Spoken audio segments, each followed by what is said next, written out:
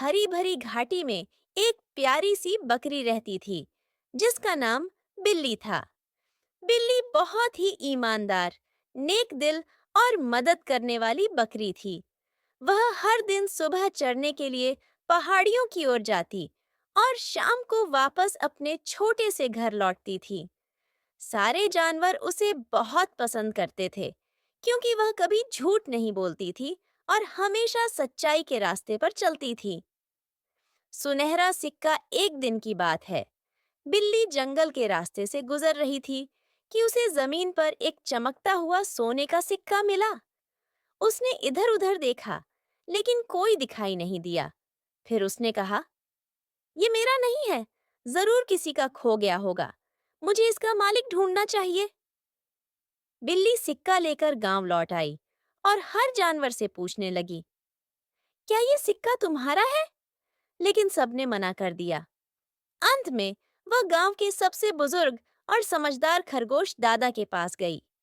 खरगोश दादा ने सिक्का देखकर कहा, "ये सिक्का शायद लोमड़ी का हो सकता है। वो कल बाजार गई थी और उसका कुछ सामान रास्ते में गिर गया था।" सच का इनाम। बिल्ली तुरंत लोमड़ी के पास गई और सिक्का दिखाया। लोमड़ी सिक्का देखकर बहुत खुश हुई और बोली, "हाँ, ये मेरा ही सिक्का है। मैं बहुत परेशान थी।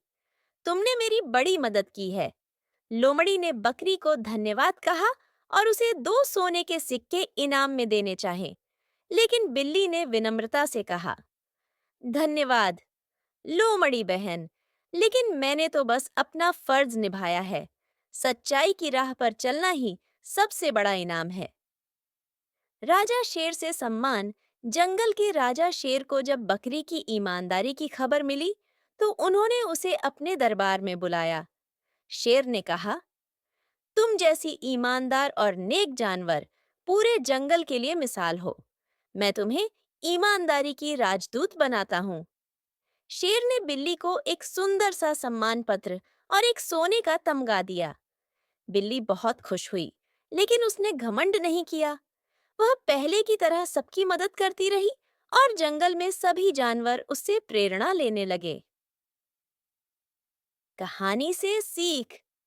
ईमानदारी सबसे बड़ी दौलत है। अगर तुम सच्चे हो, तो पूरी दुनिया तुम्हारा सम्मान करेगी।